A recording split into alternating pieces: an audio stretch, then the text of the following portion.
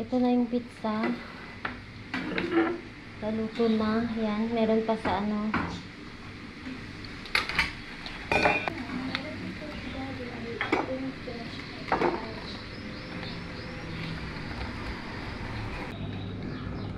She's free.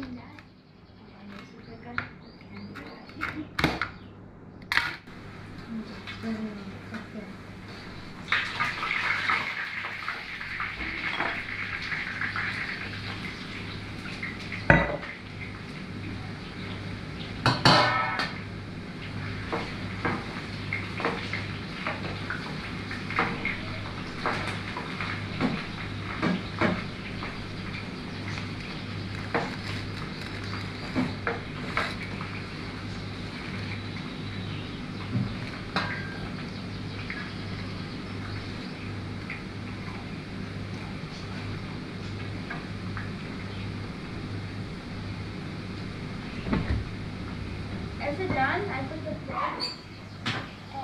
Can you get the rice? What do you eat rice? We got pasta. A pizza.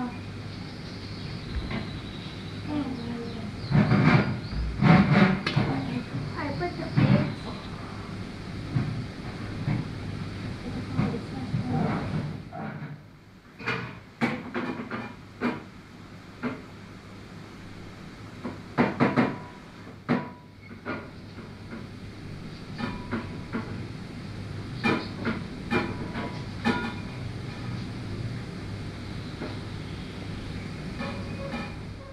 Meron na namang dumaan na pagkipapagid dito sa amin.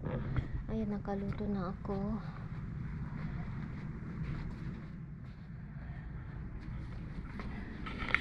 Ito yung pizza natin. Meron 5 minutes. Prepare the things. Yung kung saan ilalagay ba.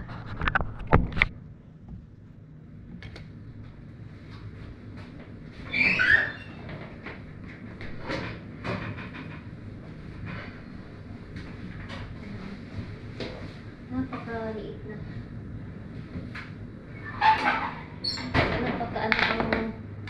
Ano ko guys, napakanipis ang pizza ko, yung dough niya, oh.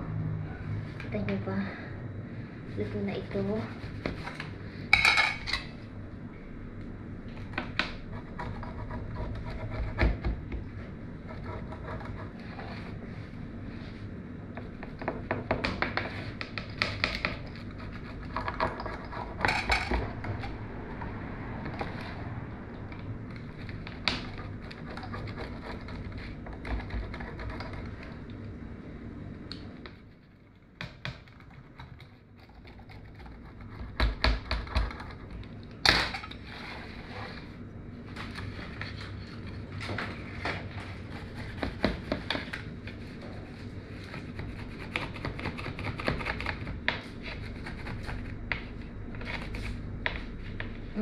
Nipis, ganito ang gusto ng asawa ko guys. Kanipis ng pizza natin, oh. Manipis siya. Kita nyo ba? Yan, ganito lang kanipis.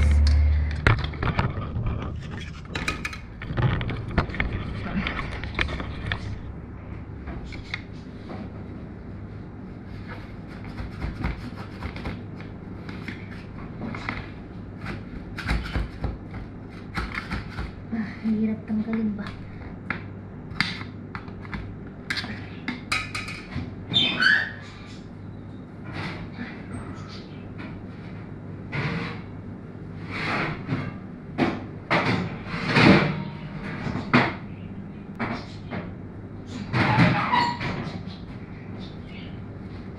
Mainit guys.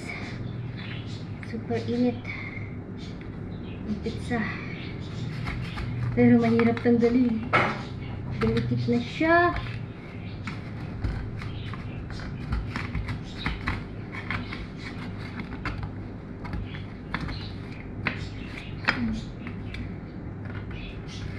It's very thin. Very thin look, oh. Kaso nag-stuck na siya.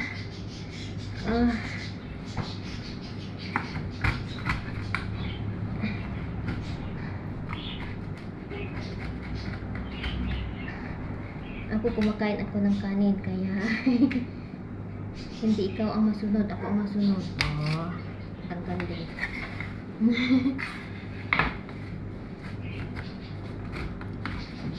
Put na the crab, mama. The juice, we juice.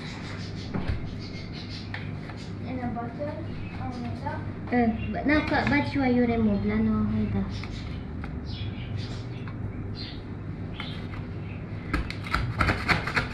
The butter. Ay, nagkabulo ka na yun. Ulit mo.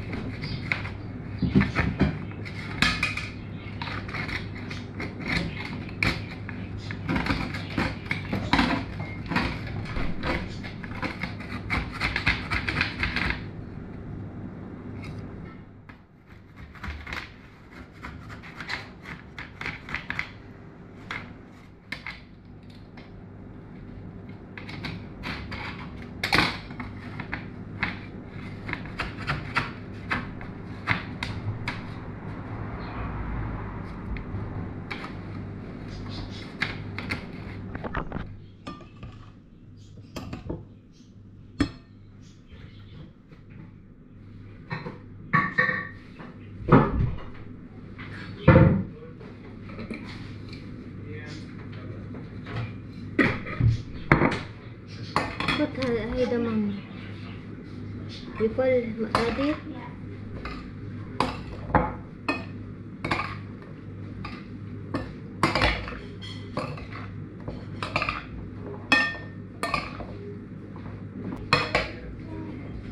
Kain na po tayo guys, nakaluto na ako. Thank God talaga.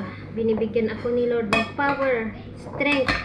Parang kapag prepare ng pagkain ng mga pamilya ko, mahirap talaga mag-prepare. Mahirap maging nanay, pero okay lang.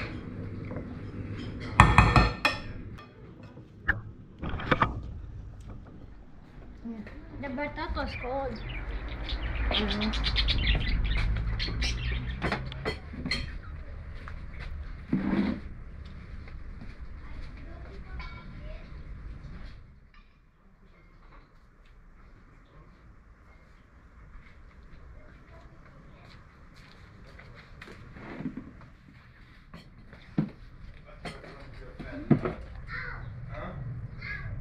What were you calling your friend? Naririnig nyo ba yun? Huni ng Fine, ano I'm calling guys. you dude. You don't accept it, Yani? Maan. Where's that? شوف لي المشاي بابا.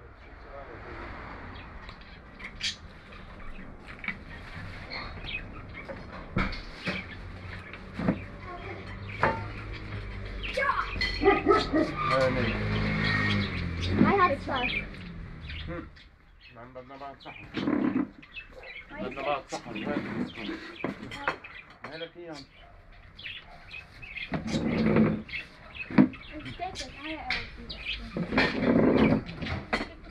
Where's the hot sauce? بتصير بعدها يلا زيت شوي يا بابا. هات خليها لك اياهم.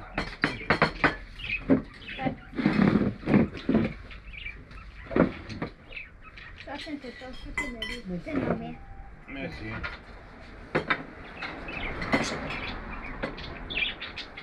شو يا دود؟ شو يا أبو دود؟ انت you called your friend dude. And, Hey dude. Hey dude. and you're calling me dude, so I'm saying Abu Dude. Okay. Hi guys, tapos na kaming kumain and yun, naglilinis ako sa kusina namin. After ako magluto, alam nyo, naglalagay ako ng incense, yung pabango ba? pabango ng bahay. Ganito, nabili ko ito sa $1 shop, 40 cents siya. So, ito siya guys. Itong nilalagay ko, maliban lang sa bakkur, yung bakkur doon sa kabila, doon sa may altar ko. Pero dito sa kusina, itong nilalagay ko. Oh, mabango siya. May iba't ibang flavor. Flavor ba tawag doon? Or iba't ibang ano? Iba't ibang amoy. Naku, ang hirap pag... Ito, sandalwood. Yung iba, sandal amber, may rose, ano pa, may cinnamon, ganon. So, itong nabili ko, 40 cent lang naman siya, 40,000. Wala pa, less than, ano pa yun, sa dollar. So, mura lang siya. Kaya bumibili ako ng ganito. Ito ay amber sandal, incense stick. Yan, naglalagay ako dito kasi after ako magluto, syempre, maamoy ang kusina. Gusto ko yung mabango. Anyway, alam nyo guys, may nabasa ako sa comment section. Dinalit ko agad. Kabastos ba yung message niya, yung comment niya tungkol sa biyanan ko, kasi dinalit ko agad kasi sabi niya, yung biyanan ko daw parang palamunin. Lang bastos ng comment niya guys, kasi hindi niya daw nakikita na tumutulong, hindi man lang daw siya nakikita nagluluto, at nag-judge na siya. Kung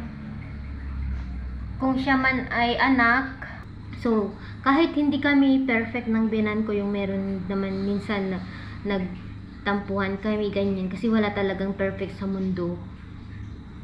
Inaamin ko din naman na meron minsan kami hindi nagkakaunawaan. Pero never ko yan inisip na iba sa akin, kasi lalo yung nanay ko malayo sa akin. Nanay niya pa rin yan, and obligasyon ng asawa ko na alagaan siya, na alam nyo, na bilang in-law, bilang manugang niya din, kapag ganitong sitwasyon na nadadamay ba sa mga basher, una sa lahat, hindi po siya palamunin. Nanay siya ng asawa ko. And kung meron kayong biyanan or nanay man, sana respetuhin natin sila, ganon. Kasi nasaktan ako sa comment ng taong ito na yung biyanan mo parang palamunin, hindi man lang tumulong. Dahil may health issue siya, mayroon siyang problem sa likod guys, kaya tignan nyo, pag nakatayo siya ng matagal, uupo agad kasi masakit yung likod niya. Yun yung tinatawag nilang disc dito sa Lebanon, disc. Yun yung mga sakit ng mga matatanda. So, ayaw ko siyang, kumbaga, mag-stand ng matagal, ganon. Ayaw ko siyang magtrabaho, kumbaga. And kung kayo na maranasan nyo din balang araw, maging matanda din kayo, so magkakaroon din kayo ng manugang, ganyan. Gusto nyo din ba sabihin ng ibang tao na palamunin ka? So masakit, diba? So wag nyo na lang siya i-bash, kasi kawawa siya. Wala po siyang ginagawang masama sa inyo para uhusgahan nyo siya or i-bash. Ako na lang or kami na lang ng asawa ko ang i-bash nyo. Wag lang yung biyanan ko or mga anak ko guys. Pasensya kung nakapagsalita ako, kumbaga, alam niyo, nag-react lang ako sa taong ito na sinabi na palamunin ang biyanan ko. Napakabad. Kaya pag mayroon akong nababasa about tungkol sa biyanan ko na bad comments, dinadelete ko agad kasi baka mabasa ng asawa ko eh. Alam niyo, masakit din sa pakiramdam ko na na husgahan nyo ang biyanan ko kasi hindi nyo siya kilala. Let's say okay, nakaupo siya na nakikita nyo, kakain lang siya pag tapos na ako. Kasi nga, kayo ba naman guys, manugang kayo, alam nyo yung tawag nito, okay lang ba sa inyo na magtrabaho ang biyanan nyo, ganyan, kahit may sakit? Diba hindi rin? Kung alam ko naman na hindi siya, na okay siya, pinapayagan ko siyang tumulong sa akin. Pero pag maraming beses ko nang sinabi guys, hindi okay ang biyanan ko sa health. Meron po siyang, marami po siyang sakit. Nakikita nyo lang siya na malakas, pero na ang biyanan ko, tawag nito, maraming karamdaman. Kaya hindi ko pwedeng iwan, lalong mag-isa siya. So,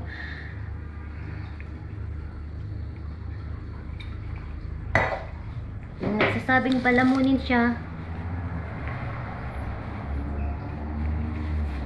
huwag nyo siyang i-judge. Nakakahiya kasi bahay niya ito guys. And thank God kasi malaking pasalamat namin dahil inoffer nila itong bahay na ito until napasa amin siya. Yun lang yung masabi ko sa taong nag-judge sa biyanan ko. Pasensya kung sinagot kita, pero kailangan mo din malaman na hindi po palamunin ang biyanan ko. Maranasan nyo din balang araw ang maging matanda, ganyan. So, wag nyo gawin, ay wag, ang tawag ito, kung ayaw nyong mangyari sa inyo, maging mabuti kayo sa matatanda, ganon. Respetuhin natin sila kahit gaano pa sila katigas ang ulo, ganyan. Huwag natin silang, kasi matanda na sila. Alam nyo? So, gets you ba ako, guys? Okay, sige. Tapusin ko lang dito and then pasok na ako sa loob. Ano ako ng mga bata. Mag-lecture.